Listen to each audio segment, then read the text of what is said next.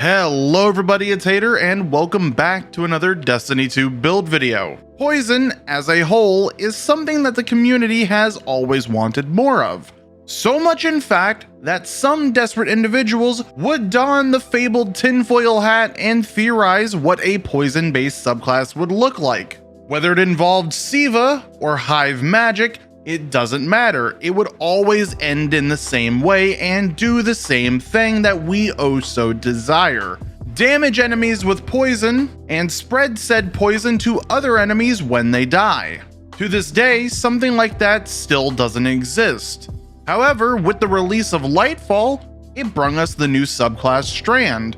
And with a few exotics, we're going to be able to get as close to a poison subclass as we can get by infinitely suspending enemies, poisoning them, and chain it to other enemies once they die. The exotics, of course, that I speak of are both going to be the Necrotic Grips Arms and Osteo Striga SMG.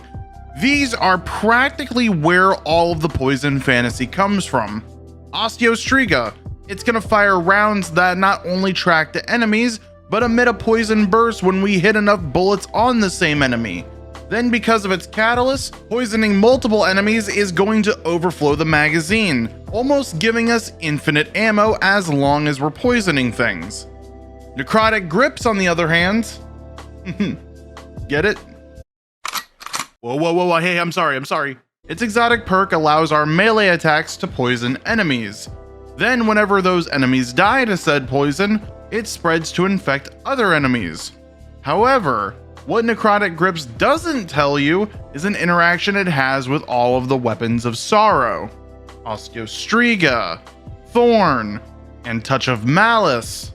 Just by having these weapons equipped with Necrotic Grips, it causes their poison capabilities to also spread when they kill enemies.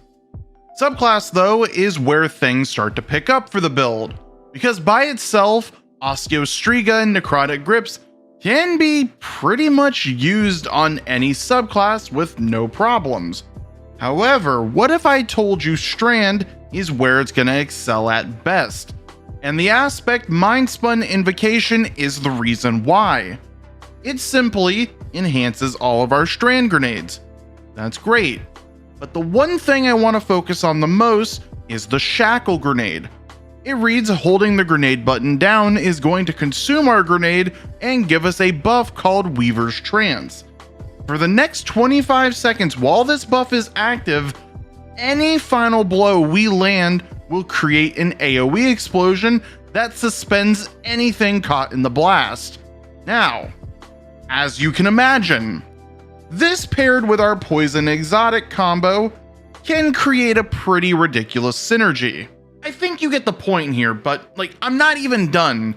Can we talk more about Suspend here? Because by itself, it's already up there as one of the strongest debuffs in the entire game. Allowing Warlocks to spam it to such a degree, especially in endgame content, is honestly the icing on top to me. Barrier champions. What barrier? Overload champions. Ashleep. Unstoppable champions. Who mega lol? But tormentors? You know the enemies we're meant to fear? We want the tormentors to be the most scary unit that you've ever fought. Yeah, I don't think I'm gonna have any nightmares anytime soon. But enough of me rambling about Mindspun Invocation and why it's so strong, let's get back on track. For our other aspect, Weaver's Call, it honestly doesn't matter as much in the build. I'm sure later on when we get more aspects we can trade it out for something else, but for now we're pretty much stuck with it. For the fragments, starting on the left, the most important of the bunch is going to be Thread of Fury. It's going to cause tangles we create to give us melee energy back whenever we damage enemies with it. The important thing here though that you have to keep in mind is the amount of melee energy we get is heavily depending on two things. The first being if you actually pick up the tangle and throw it or just shoot it. Then the second is what tier of enemy that actually gets hit by it. So to put it in layman terms, Just pick up the Tangle if you can, throw it at an enemy or a pack of enemies, but if you can't, just shoot it. In the long run, you're still gaining melee energy back. As for the other fragments though, we're using Thread of Generation. This is going to give us grenade energy back just by damaging enemies in general. With the goal of the build to get our Shackle Grenade back as often as possible, this is going to help out a lot in the long run. Next up though, Thread of Warding. It's going to give us the Woven Mail buff every time we pick up an Orb of Power. This is going to be our bread and butter survivability tool.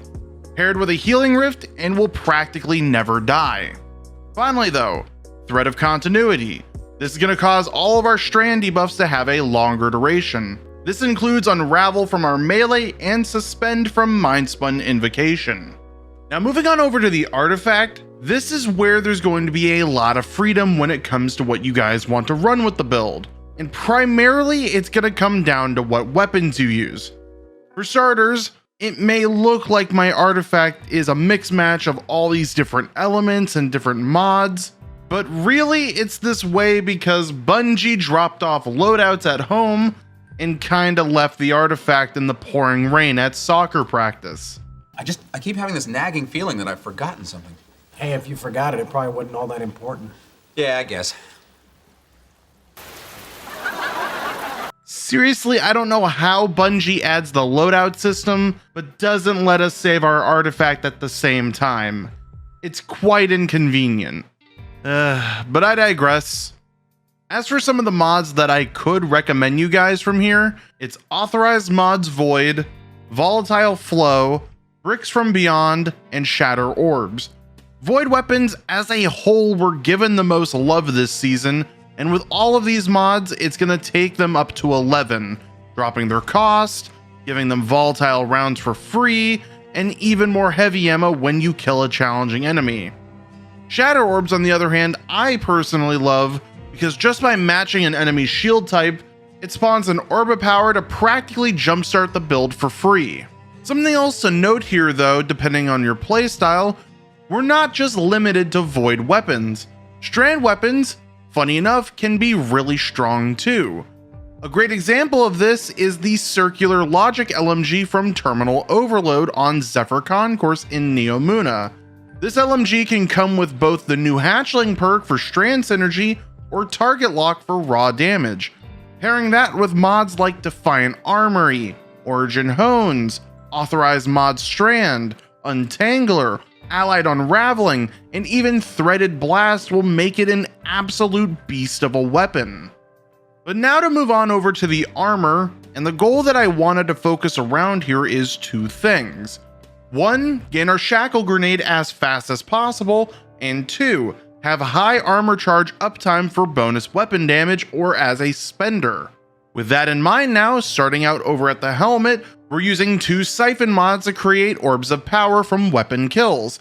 Kinetic for Osteo Striga, and Void for my Retrofit Escapade and Truth Teller. I will admit, just like I mentioned in the artifact, you have full range to swap out any of the energy typings in this build. An example is Circular Logic. If you plan on using that, then swap the Void mods for Strand mods, and vice versa for any other kind of element. As for the mod at the end of the helmet, it's hands-on. This is going to give us super energy whenever we get kills with our melee. Since we have 3 charges of it and we're able to spam it as much as we want, it's a great source of super energy. But if you really want to, depending on your preference, you can replace it with Dynamo. Next up, over at the Necrotic Grips, and like I mentioned before, we're not using spender mods like Grenade Kickstart, but instead, 2 Impact Inductions and a Focusing Strike. With Thread of Fury giving us such a constant flow of melee energy, spamming our melee attack is super easy, and each time we hit an enemy with a charge of the needle, it's not only going to debuff them with the Unravel debuff, but poison them and give us a humongous jumpstart to our Shackle Grenade and Rift's energy. Now I will admit, if you don't like the feel of this setup, again, you're more than welcome swapping all 3 of those mods out for Grenade Kickstarts if you feel like you're not getting your grenade fast enough. But next up over at the chest piece, and the only mod that I think that matters here is Charged Up. It simply raises our cap of armor charge stacks by 1. meaning more grenade energy if you use kickstarts and longer surge durations for more weapon damage. Speaking of which, over at the boots, this is where all 3 of our weapon surges are, and I'm using 1 that's kinetic, then 2 that are void. In the long run, they're going to buff up my Osteo Striga's damage by 10% and both of my void weapons by 17%. Again, feel free to adjust what surge mods you end up using for your loadout. These are honestly just what I prefer. Finally though, over at the Bond, and we're using a bomber to gain even more grenade energy, this time whenever we cast our Rift. A time dilation so armor charge stacks decay slower, and then a Reaper mod at the very end, so on top of gaining grenade energy whenever we cast our Rift, our next weapon kill will also guarantee an orb of power, so we can jumpstart the build. Overall though guys, I think that's gonna be it. This build is honestly insane. You can pretty much take this thing into any endgame content and succeed because nothing can damage you. As long as you're eating your shackle grenade, poisoning things, killing them, suspending them, you're never going to fail. And on top of that, your teammates are going to question why there's nothing attacking them. But overall, I think that's going to be it for me. If you guys want to copy the build for yourselves, there'll be a dim loadout link down in the description. If you have any questions, feel free to ask them down in the comment section. Let me know what you think about the build. Also, if you enjoy the build, the best way to show support is by giving the video a like and subscribing so you'll never miss out on a brand new build video. I hope you guys enjoyed it. I'm going to catch you in the next one. Bye bye.